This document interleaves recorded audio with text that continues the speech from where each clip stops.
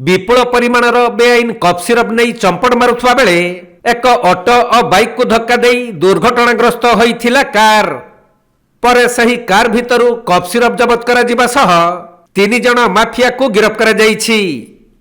मिलिथिबा सूचना अनुसार भुवनेश्वर एक कार जुगे विपुल परिमाणर बेआईन कफ सिरप बलांगीर को चालान हेउथिला। तबे सुवर्णपुर अबकारी विभाग पाखरे एही खबर पहुंचीबा परे अबकारी विभागर कर्मचारी माने पटाभाड़ी छक निकटरे छकी रही कारटीर पीछा करथिले।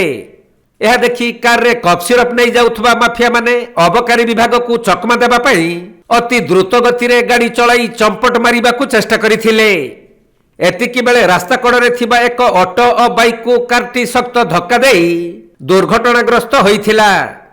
तेणु कार भितरु विपुल परिमाणर कफ सिरप को जबत करा जिबा सहित 3 जण माफिया को अबकारी विभाग गिरफ्त करी अधिक तदंत करुछंती।